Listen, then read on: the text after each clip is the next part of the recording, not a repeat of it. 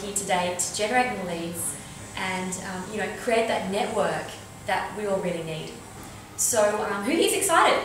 Yeah. Perfect, excellent. Okay, so who here has had someone who said they've been interested, but yet something's happened and they've just run away? Oh yeah. Yep. They've just run into the distance, into the island of I'm not interested anymore, and something's happened where there's been a disconnect. Has anyone here had a situation where they thought that their sale was done? They thought it was closed, they even celebrated it with a friend or their partner and thought, oh my goodness, they planned what they could buy, they got so excited and they ran away. Who has had that? Mm-hmm. Perfect. Excellent. So today I'm going to talk about irresistible offers. And this is really the key behind, I think, one of the two biggest issues around women in sales. And that is the sense of urgency and the reason to buy now. That is the key behind women in sales that I see. And this is from all the studies that I've conducted and all the women that I've worked with over the last 6 to 8 months. So basically, I believe that women will not buy unless they have a good reason to buy. For example, I know that Cindy and Natalie talk a lot about RSVPing before the lunch. But yet, why is it so hard for us to do that? Because if we don't have anything like a deadline, if we don't have any reason, we will not buy. So, I really want to get to the key to this so we can get our customers and our clients buying now. Yeah. What about, as women, we all really identify with this in terms of when there's a sale. You know, the end of Christmas sale or the winter sale, where you're excited. And you're there before the door opens, you're pumped up, you've nearly fight people for the sizes. And you realise you bought way more than what you thought. But yet you leave triumphant because you saved all this money. It's almost like you've made money whilst you're there. How bizarre is that? So how would you like to create offers around your business in such a way that you created a frenzy as if it was a last season sale? Yeah. That's what I'm proposing today. I think we really need to look at why our customers are buying and why they aren't. And we need to create that sense of urgency around buying. The second key issue I see around women is they have what I call a nice girl thing happening, where everyone wants to be liked, everyone wants to have that great relationship, so no one's willing to push the issue. No one's willing, everyone's so busy being soft sellers and being lovely and letting people know they can come back. It's almost inviting the person to think about it, go away, talk to their husband decides, I don't think it's a good idea, and for them to change their mind. So actually, it needs to be the other way around, where we need to create the situation of scarcity where there isn't an opportunity for them to come back. Because they need to know, it's just like a sale, where if the size goes, if the day ends, that price is gone. Yeah.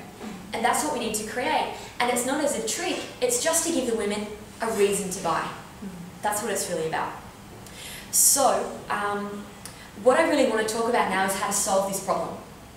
And that is to create limits. So the first thing that you're wanting to do when you're creating irresistible offers, and that's where people just, they can't say no.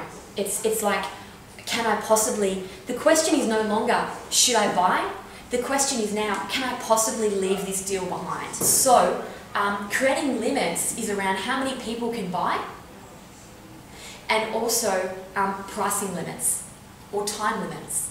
So, for example, when I run my sales trainings, which are called the Aggressive Salsa, you can see the flyers out in front of you, I talk about how I've got a limit of one-on-one clients. I can't work with everyone.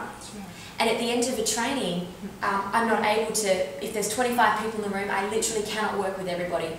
So I'll give a limit and I'll say, okay, I can perhaps work with 5 of you, that's the limit of what I have left. And we as women, we know we can't work with everyone, and we shouldn't want to. We should have our perfect client and customer there. So we should be reversing it in terms of, if you want to work with them and they're a match for you, you have a particular amount of places left. Because that's the reality of it, we do have a limited place left. And we need to communicate that with our clients. So for example, I've got a client who's a massage therapist, and she gets a lot of people say, oh look, I'll ring you when I'm back, you know, I don't want to book in yet, I'm not sure. How many of you have that, where they're just not sure? Mm-hmm. Yeah. So what that massage therapist started to say was, look, you can call me in 6 weeks when your back is really in pain and you're struggling to sleep, but I just want to let you know that I've got a limit on how many places I have left. Once you ring me and you are in pain, there may be a 2-week waiting period. How about we book you in now, and then you've got the option of cancelling if you like. But let's book you in so you can at least have space. So you're always wanting to lock people in with a limit. The key around offers, there's a rule that I talk about, and that is when you're with your offers, you're wanting them to be low cost to you, high value to the client. It has to be. So, for example, to give an example of my offers that I give people, I give them free audio, which I've recorded and I can sell for as long as it's current, a couple of years. I also sell, cheap tickets to my trainings, which is, buy one, get one free. I'll also partner up with people. I've got a client who recently, lovely lady, skincare consultant, she partnered up with a naturopath, and she's now offering people, if they've got low energy and perhaps they've got some imbalances, she offers them a complimentary session with a naturopath as part of her package. Yeah. The naturopath offers that back and says, look, I'm really into skin health, skincare, anti-aging, I'll offer you a free consultation with this consultant. That adds to you, but it actually helps you another business who will then give back to you, creating more leads. But that's high value to someone else. Yeah. So, that's one of the keys there. I find a lot of women especially will avoid the sale, and I know that you guys know what this is like. Instead of picking up the phone, you get out your folders and organise it and print it out and make it all beautiful. I know Kerry knows what I'm talking about. And we spend so much time doing all this admin stuff that we're not doing what we really need to do. So actually, in this, I do recommend having an idea of where your business is going. I had a client, fantastic client, she's such a sweetheart and she's a massage therapist. And she said that she just wanted to create an offer and get some business and make some money. So I said, okay, if that's what you want, let's create something. We decided corporate was where she should go. That's where the money was, we decided.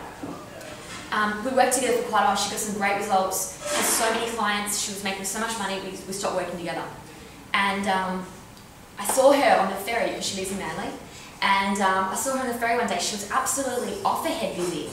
And I said to her, how are you? Business is going great, well done. And she wasn't happy.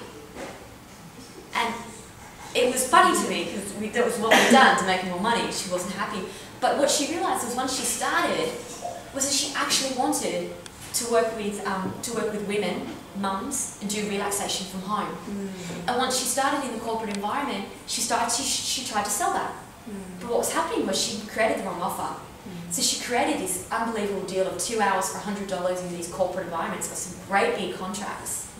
But the next thing you know, she's on the ferry all the time, back and forward, Manly to city, Manly to city. She wasn't spending enough time with the kids. She wasn't what she wanted to do. She wanted to do relaxation. It just didn't work. So the key to what I'm really telling you is that whatever you want your business to do, that's the offer that you should be creating. If you want a particular type of client, then that's what you should be doing, is targeting that person. If you're a beautician and you want to start making passive income, you want to start giving offers and starter packs of product to get people hooked on your product. The last thing you would want to do is start offering massage services and massage vouchers if you're just wanting to move product. So getting clients in the door is one thing, but actually creating an offer in the right direction is another. I create teleseminars now. I've had one that's very, very successful, so successful, I've had to create a second. And, I did that to create a product. But actually now I've realised there's a huge market for that. People love group coaching. Women love networking. I make a Facebook group for them, they network, they love it. It's great actually, and it can be even more effective than one-on-one, depending on what the person wants. The other thing is that I want to talk about quickly, and I know that we're a little bit on time, Cindy, is I want to talk about what state you're in when you're delivering your offer. So we've got your offer, so we know why we need an offer, we've got our offers together, and now we want to talk about how we're presenting that offer. A lot of people tell me that I'm very driven, determined, and passionate about what I do, which is true. And a lot of also people say to me, oh wow Jane, you must know exactly what you want in relationships and health and money, and you must just be like boom all the time. I'm not like that at all. but I'm very, very switched on in business. Yeah. And that's because I put myself in the state that I need my client to be in for them to succeed. When I'm selling my service one-on-one, I am in the state of passion-driven determination because that's what they need to be in. And energetically you feed off. It's like, you know, you walk into a room, someone's just been crying, you can feel it, especially as women, we totally pick up on all that stuff. Imagine if you could create that feeling for someone else. So if you're in, you know, there's a lot of spiritual people that do about being in the present state, about being, you know, in the moment and being peaceful. And for them, they need to deliver their message in that state. And that's what we need to be delivering in. If you're selling something that's, you know, for example, Rowena in health, you're wanting to deliver that message in the state that you want them to be in or that your product will deliver, which is a state of calm, peace, happy, energy. And that's what we need to be conveying. Obviously for Kellyanne, if you were to deliver your work-life balance in a frazzled, hectic way and you're so busy and you've got 2 minutes left, what message does that convey? Absolutely. And I think that's a key issue as well, where people are selling something but perhaps they're not delivering that actually. Yeah. I see that sometimes in coaching and in psychology and in that kind of mindset field, where sometimes people don't have everything sorted out themselves and it comes across to you. And obviously we want to buy something from someone that's got their life sorted in that area. Yeah. You would never take financial advice from someone who's broke. You would never get health and fitness advice from someone who's not health and fitness themselves. That's why physical fitness, like outside image, is so important for personal trainers. Yeah. Because we know what we're buying, and that's what we have to do. We have to be that for them. So we want to be really thinking about what state we're in. Because a lot of women, I find, get very negative around the sale and they anchor that in. I'm not good at sales, after they get 1 or 2 no's. When they may have got 5 yeses before that, but they gloss over that. And they're almost like, oh, I should have got more, of course I should have sold that. And they're almost badgering themselves even whilst they're succeeding. So we need to look at how we're perceiving our sales and how we're glossing over our success and focusing on our negative. So for you to really push that state and of what you want, you have to be completely anchoring what's good and what's great about you and what's great about your service, and staying in that positive mindset. And I think that's really, really important in terms of the way we're perceiving our business and who we are, because I talk a lot in my sales that it's not about sales. Especially as women in small business, it's about our service, it's about our product and our perceived worth of what we are worth. And that's why as women we tend to undercharge. So we're wanting to create this great offer to give us a standard package, so we're not looking in the face of someone and going, oh, maybe they can't afford it, maybe I'll just go down, maybe I'll just go down. You know, I met with a woman this morning who was taking 60% off her normal price in order to work with people because she wanted to give them a great outcome. She wanted to build a business. But I said to her, if you're building business on the word of mouth, what you're actually creating is a word of mouth that you do really, really cheap services. Women tell everyone the price they got. So what are you creating there? A 60% off deal for everyone. And you know, as women we talk. Of course we talk. So that's what I really wanted to cover today in terms of creating an offer, how to actually create your own offer as well, and I want you to get some ideas around it. Also, creating an offer where your business is going. You don't want to create a random offer and wonder why you're suddenly overworked and in a weird direction. You want to have an idea of where you're going. Also, the state to deliver your offer, and that if you do get a no to the offer, that's fantastic. It's just like I talk about in dating. If someone says no, that's perfect. That means they're a no and you don't have to follow them up and you can quickly move on and it's their loss. That's how we should perceive our business as well. You work, come on, show 'em what.